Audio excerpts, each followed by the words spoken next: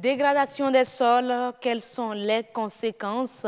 On avait annoncé ici recevoir le directeur général de l'environnement et du climat, Pépin Aïnan. Malheureusement, on ne l'aura pas, mais en lieu et place, nous avons sur ce plateau William Apollinaire Tchoki, que vous connaissez très bien, hein?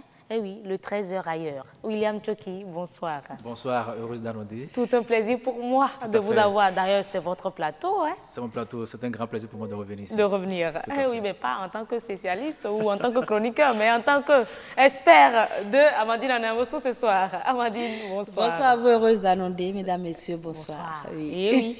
Avant d'aborder le sujet, nous allons suivre ce reportage réalisé par Christelle Tongodo sur la dégradation des sols. 600 millions d'hectares de terre, ressources non renouvelables, se dégradent chaque année dans le monde. C'est la conséquence directe de l'utilisation abusive des intrants chimiques sur les cultures, de la surpâturation ou encore de l'agriculture intensive sur brûlis. Des maux qui favorisent la baisse remarquable de la productivité et la réduction des terres cultivables. Nous avons au total au niveau du Bénin 29% de nos terres qui sont fortement dégradées, 33% moyennement dégradées et 35% faiblement dégradées. La forte dégradation du sol se retrouve essentiellement au niveau de la zone agroécologique 1, c'est-à-dire l'extrême nord, et également au niveau du nord-ouest, dans la Takora Donga. C'est là qu'on retrouve les terres fortement dégradées. Et après, vous descendez un peu dans la zone, le bassin cotonnier. C'est là qu'on enregistre cette dégradation assez poussée. Au Bénin, les changements climatiques et les gaz à effet de serre sont en partie responsables de ce tableau si sombre. Les sols sont fortement dégradés et l'Assemblée générale des Nations unies a lancé un appel à tous les pays pour une protection, une sauvegarde des sols. Et par rapport à ça, le ministère de l'Environnement, à travers la Direction générale de l'environnement, est la structure focale. Et donc, met un accent particulier sur le suivi de la mise en œuvre de cette convention et des actions qui sont menées dans ce cadre en collaboration avec les ministères qui sont concernés. Pendant que les récoltes agricoles sont en baisse, la population, elle, augmente. C'est donc à raison que la crise alimentaire s'installe. Et face à cette urgence, il est important que de nouvelles normes soient établies pour la sauvegarde des sols. Et on retrouve donc Amandine Anamboso pour aborder la question, oui, la dégradation des sols. Les causes et les conséquences. Oui. Voilà. William Tchoki, bonsoir et merci d'être venu sur ce plateau. Et dites-nous déjà, quelles sont les causes de la dégradation des sols au Bénin? Alors, quand on prend le contexte béninois, il y a d'abord la population. Oui. Vous savez, en 1960, on était peut-être 3 millions, mais aujourd'hui, nous atteignons un peu moins de 12 millions. Enfin, je dirais 11 millions et quelques. Alors, c'est d'abord la première cause. L'autre cause, c'est l'utilisation abusive des engrais chimiques.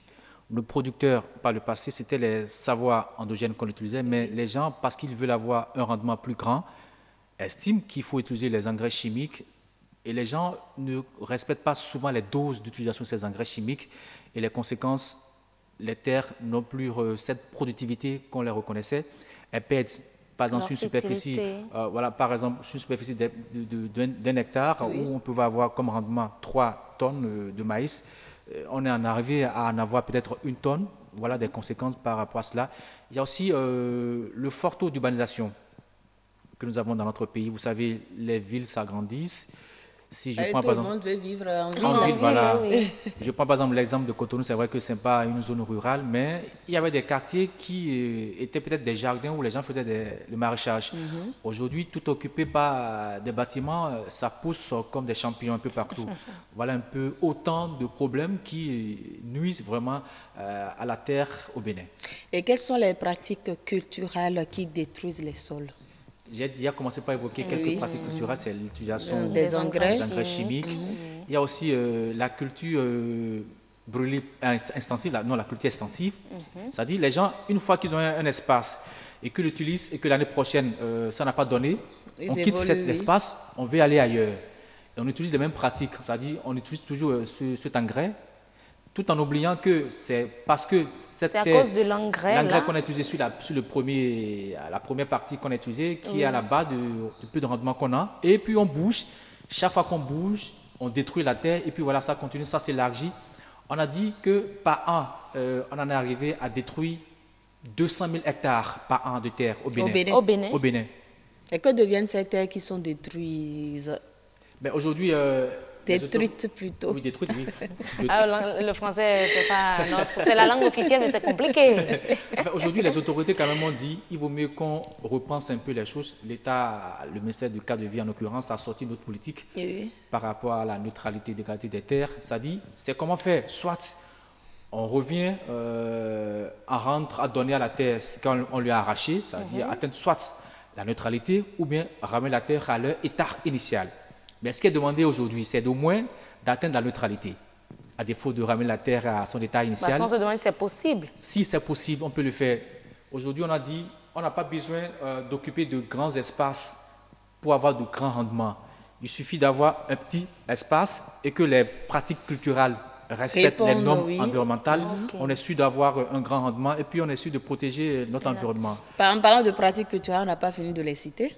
Oui, bon, j'ai parlé tout à l'heure de l'engrais chimique, de l'agriculture extensive. Il y a les feux de brousse que les gens parfois ne respectent pas. Enfin, il y a les forestiers qui maîtrisent beaucoup plus comment est-ce qu'on le fait pour ne pas tuer les nutriments du sol. À part ça, il y a aussi du fait que les déchets, on les déverse n'importe où. Les déchets, vous savez, parfois il y a des déchets toxiques. Je prends par exemple les piles que nous jetons dans la nature. Parfois ça détruit aussi notre terre. Voilà autant de choses que nous faisons peut-être inconsciemment qui créent des dommages à notre environnement, à la terre béninoise. Et comment savoir alors si telle terre ou telle terre est dégradée?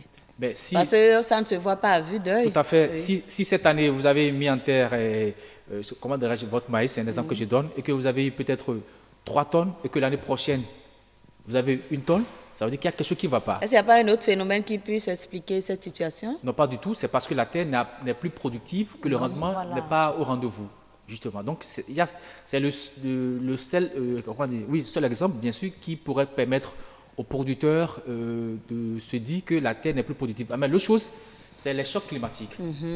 On ne doit pas l'occulter. Aujourd'hui, quand on parle de dérèglement climatique, les pluies ne respectent plus les périodes d'arrivée. Le soleil, on le constate, c'est ardent. Ou soit la pluie, elle vient en grande quantité et après, on ne voit plus. Donc, quand la pluie vient en grande quantité, parfois, ça lascive la terre. Tout ce qui est nutriments part soit dans les lagunes, ça dépend enfin dans les cours d'eau, ou soit il y en a qui restent. Voilà autant de choses quand même qui sont à la base. Quelles sont alors les conséquences? Les conséquences, c'est parce qu'on j'avais dit, on n'a plus, enfin, il a dit tout à l'heure que la population augmente. Si on a peut-être besoin de 1000 tonnes ou de moins de maïs pour la population béninoise, on a plus de 1000 tonnes de population. Donc, on parlera de malnutrition. La quantité de nourriture, j'allais dire, oui, c'est bien ça, enfin, de vivre pour les Béninois, elle est plus suffisante. Alors, il faut aller chercher ailleurs. Et là, c'est à ce moment, voilà, on importe beaucoup plus de produits venant de l'extérieur. Or, sur nos pays, puisque nos terres sont riches, on peut quand même nourrir la population parce qu'on n'est pas aussi nombreux. Hein. Quand je prends par exemple l'exemple de la Chine, ils sont tellement nombreux, mais pourtant, ils s'en sortent. Ils s'autosuffisent. Vraiment. Oui, ils s'autosuffisent. Parce qu'ils exploitent tout ce que la terre leur donne. Et parfois même, ils en arrivent à nous donner. Alors que nous, ici, on a des espaces qu'on n'exploite pas suffisamment. C'est vrai que quand on parle de terres dégradées, on parle de 66% de terres dégradées au Bénin, mais c'est seulement 17% des terres arables qui sont dégradées. Parfois, les gens abandonnent les terres, ou bien il y en a qui achètent, je prends des grandes firmes, les industriels qui achètent ces terres, je parlerai peut-être de thésaurisation des terres. Au lieu qu'on laisse ces terres aux producteurs, on les achète, on les laisse là. Des années après, ces terres ne produisent rien et on a besoin des terres pour des petits producteurs. Et que pensez-vous alors des actions qui ont été menées jusqu'à ce jour pour lutter contre la dégradation des sols dans notre pays? Beaucoup d'actions sont menées, mais je pense que, comme on le dit, tant qu'il reste à faire, rien n'est fait. C'est vrai qu'il y a cette note politique qui demande à ce qu'on atteigne au moins la neutralité des terres. On a même dit que d'ici 2030, qu'on doit faire en sorte quand même que 50% des terres dégradées puissent revenir à leur état de neutralité tout au moins. L'autre chose qu'on va demander, c'est beaucoup conscientiser les populations par rapport à l'utilisation des engrais chimiques. Il y a des pratiques endogènes que nos parents utilisaient. Par le passé, les gens ne connaissaient pas les engrais chimiques. Comment est-ce qu'ils faisaient? Pourquoi on ne peut pas aller vers ces grandes personnes, leur demander comment est-ce qu'ils s'y prenaient pour avoir de grands rendements? C'est autant de choses qu'on doit faire aussi. Retourner à l'époque ancienne. À nos anciennes pratiques. Et on constate qu'il y a certains agriculteurs qui commencent à adopter les cultures bio, mais à la longue, ils reviennent encore à l'utilisation des engrais. Peut-être que ça ne rapporte pas assez. Mais on dit souvent, quand on veut faire les cultures bio, quand on ne respecte pas les normes, Oui. on n'a pas le rendement au rendez-vous et on pense que c'est en utilisant les engrais chimiques qu'on aura plus de... Il y en a qui pensent également que les rendement. engrais chimiques permettent de maintenir les cultures maraîchères en forme, c'est plus joli. Oui, là, c'est beaucoup Alors, sur tout ce qui est- l'esthétique. Je vais donner un simple exemple, Amandine. Quand vous prenez ananas bio et puis Oui. ananas qu'on a pu produire avec L'engrais. de l'engrais, l'ananas bio peut faire peut-être une semaine sans que ça nous coule.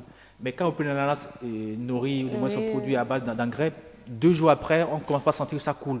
Donc, les produits bio sont plus solides. D'abord, c'est plus solide, mais là, et puis c'est plus sain pour notre organisme. Voilà. On a besoin quand même de vivre longtemps pour nos enfants, j'allais dire. Et William Tchoki, quelles sont selon vous les opportunités dont dispose le Bénin pour relever le défi de la lutte contre la dégradation des sols et renverser la tendance? On a dit que La dernière question pour finir. l'agriculture, c'est ça qui apporte le plus grand taux de PIB pour notre économie nationale. Donc, par conséquent, tout ce que nous avons comme bien part de l'agriculture.